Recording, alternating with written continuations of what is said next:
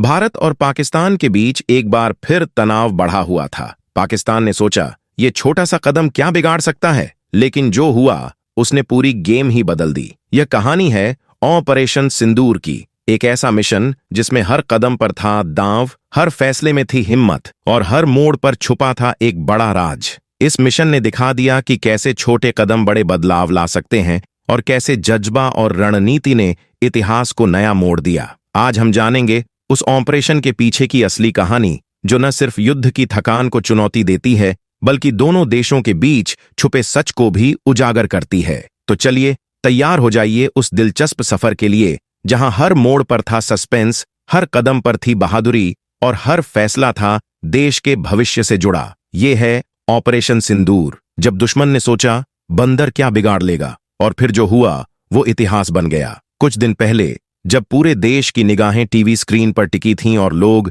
India Pakistan की उस ऐतिहासिक कार्रवाई को देख रहे थे जिसमें भारतीय सेना ने आतंक के गढ़ों को तहस नहस कर दिया था, ठीक उसी वक्त दिल्ली की एक छोटी सी गली में कुछ ऐसा हुआ जो शायद युद्ध की हर लड़ाई से भी बड़ा था। एक ऐसा चमत्कार जिसे केवल आस्था की आंखें ही देख सकती हैं और जिसे तर्क या विज्ञान समझाने में नाकाम है। कुछ लोग इसे बस संयोग कहेंगे, लेकिन जो इस घटना का सीधा गवाह बना उसके लिए ये कोई संयोग नहीं बल्कि साक्षात एक चमत्कार था। यह कहानी है मेजर सुबोध की, एक साहसी अफसर जो पहलगाम में हुई कायरतापूर्ण घटना का बदला लेने निकला था। वही मिशन जिसकी खबर मिलते ही पाकिस्तान की नींद उड़ गई थी। वो मिशन जिसने उन दरिंदों को सबक सिखाया जिन्होंने बेटियों की मांग से जुड़े सिंदूर को छीनने की हिम्मत की थी। दिल्ली में अपने घर के पास हर मंगलवार हनुमान मंदिर जाने की आदत थी मेजर सुबोध को, और जिस दिन पहलगाम में वो हमला हुआ ठीक उसी वक्त मेजर सुबोध उस मंदिर में बजरंगबली के सामने हाथ जोड़े खड़े थे। पीपल के पेड़ के नीचे बना वो मंदिर जहां हर मंगलवार श्रद्धा की लौ जलती थी। उस रात वहां आरती की धीमी गूंज थी, अगरबत्तियों की भीनी महक और एक तपस्वी सा शांत चेहरा। मेजर सुबोध जो भगवान के सामने घुटनों के बल बैठे थे, हाथों में तुलसी की माला थी, होठों पर हनुमान चालीसा की पंक्तियां, पर आज उन पंक्तियों में पहले जैसी लय नहीं थी। स्वर भारी था, जैसे आत्मा कुछ कहने को बेचैन हो। आंखें मूंद कर जब उन्होंने मूर्ति के चरणों में माथा टेका, उसी पल उनकी वर्दी की जेब में कंपन हुआ। मोबाइल की स्क्रीन पर चमक रहा था, नॉर्दर्न कमांड HQ, अर्जेंट।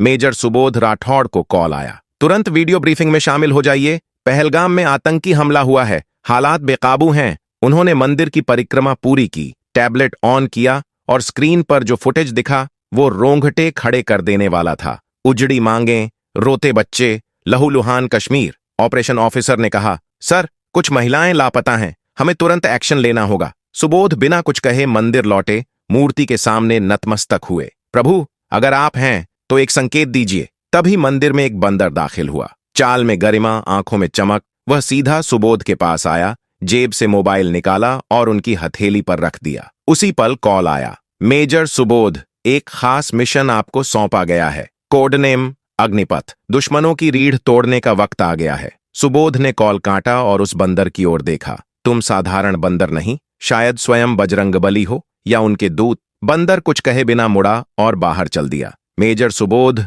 अब एक नए संकल्प के साथ चुपचाप उसके पीछे हो लिए। दिल्ली की एक ठंडी रात, एक वीर अफसर मेजर सुबोध और उसके पीछे पीछे चलता एक शांत गंभीर बंदर। न कोई संवाद, न कोई सवाल, जैसे दोनों को एक दूसरे की जरूरत थी। घर पहुंचकर मेजर ने मुस्कुराकर कहा, अब ये घर तुम्हारा भी है। बंदर चुपचाप अंदर आया, एक कोने में बैठ गया। रात को मेजर ने सपना देखा, स्वयं हनुमान जी ने दर्शन दिए और कहा, जो तेरे साथ आया है वो मैं स्वयं हूं। सुबह मिशन पर निकलते वक्त मेजर उसे भूल गए, लेकिन 20 किलोमीटर बाद पीछे देखा, वही बंदर पूरी जान लगाकर गाड़ी के पीछे दौड़ रहा था।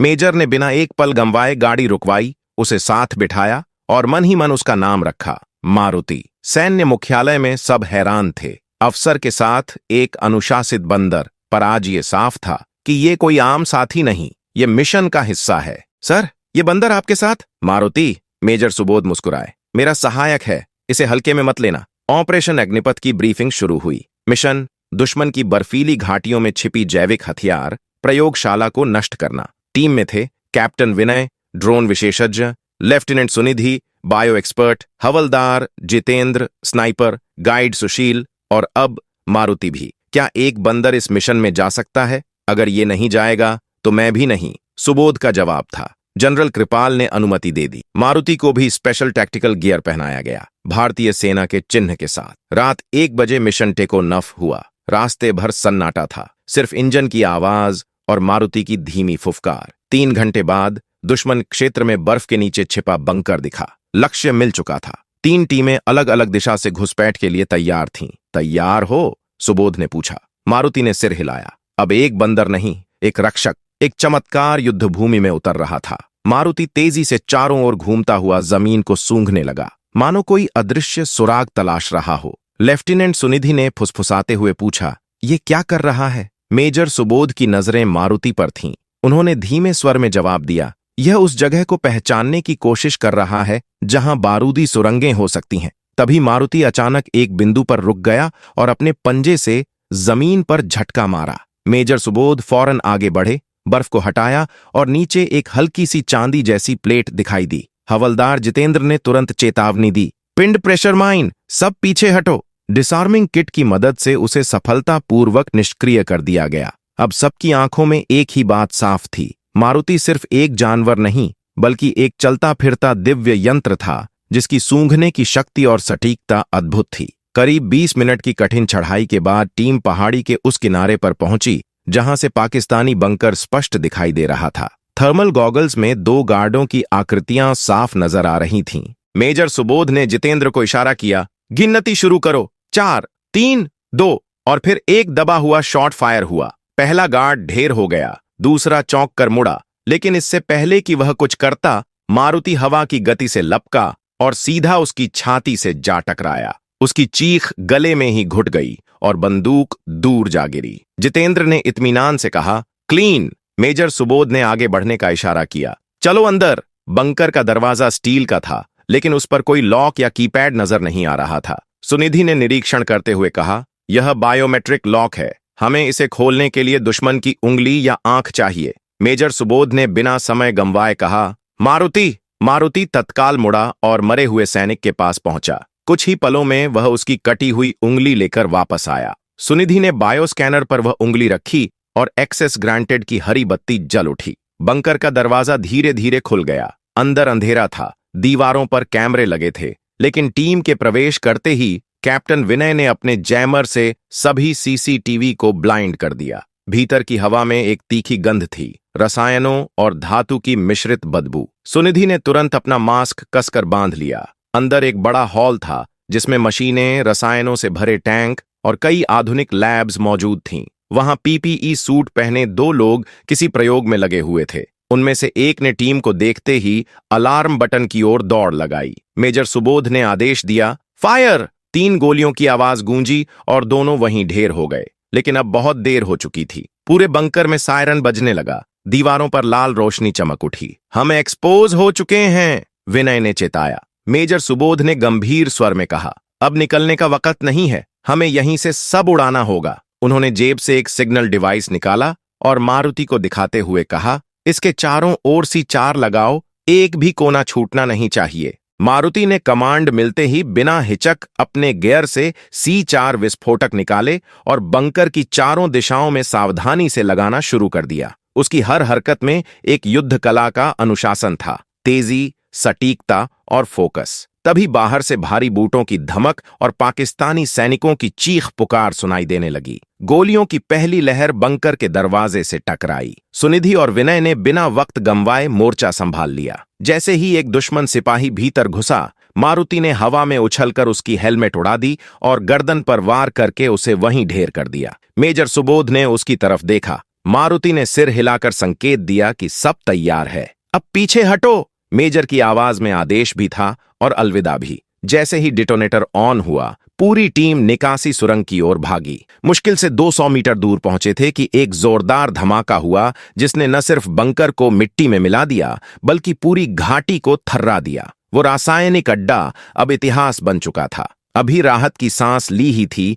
कि बूटों की भारी आवाजें बर्फ पर गूंज उठीं। पाकिस्तानी रेनफोर्समेंट आ चुकी थी। अब असली युद्ध शुरू होता है, मेजर सुबोध ने धीरे से कहा। पूरी घाटी गोलियों और आग की गूंज में डूब गई। स्थिति विकट थी। सुबोध ने तुरंत मैप निकाला और एक वैकल्पिक रास्ते की ओर इशारा किया। पश्चिम की ढलान से नीचे उतरें, वहां एक पुरानी ट्रैकिंग ट्रेल है जो एलओसी से ठीक पहले एक छिपे बंकर तक जाती है। टीम तेजी से आगे बढ़ी, लेकिन पीछा लगातार तेज हो रहा था। घेर लो, कोई नहीं बचना चाहिए। पाकिस्तानी सैनिकों की आवाजें पास आती जा रही थीं। सुनिधि ने सभी को चेताया, गैस शेल आने वाले हैं, मास्क पहन लो। सभी तेजी से एक तंग घाटी में मुड़े, लेकिन सामने की पहाड़ी पर पहले से दुश्मन तैनात था। गोलियों की बौछार से बर्फ के टुकड़े हवा में उड़ने लगे। मेजर सुबोध ने विनय और सुनिधि को एक चट्टान के पीछे धकेला, खुद सामने डट गए। एक गोली उनके कंधे में आ लगी। वो लड़खड़ाए, लेकिन इससे पहले कि वो गिरते, मारुति ने झपट कर उन्हें पीछे खींच लिया। सर, घायल हो गए। जितेंद्र की आवाज में घबराहट थी। कवर दो, सुनिधि चिल्लाई और फायरिंग शुरू कर दी। मारुति ने सुबोध को सुरक्षित स्थान पर लिटाया। उनका कंधा खून से भीग चुका था। तुम्हें आगे बढ़ना होगा, सुबोध ने मुश्किल से कहा। मारुति ने बिना एक शब्द बोले उनका टैक्टिकल मैप निकाला, जमीन पर फैलाया और उसे गहराई से देखा। फिर कमर से ग्रेनेड निकाला, पिन खींची और दुश्मन की मशीन गन की ओर फेंक दी। एक धमाके के साथ वहां सन्नाटा छा गया। अब मारुति एक जानवर नहीं, बल्कि एक असाधारण रणनीतिक योद्धा बन चुका था। जितेंद्र ने धीमे से कहा, यह कोई साधारण बंदर नहीं, ये बलिदान का प्रतीक है। सुनिधि ने कहा, मारुति, अब तू ही लीड कर। मारुति ने आगे इशारा किया और टीम को एक बर्फीली गुफा की ओर ले गया, जो एलओसी से महज 300 मीटर दूर थी। लेकिन रास्ते में एक गहरी खाई पड़ गई और दोनों ओर स्नाइपर्स छिपे होने की आशंका थी।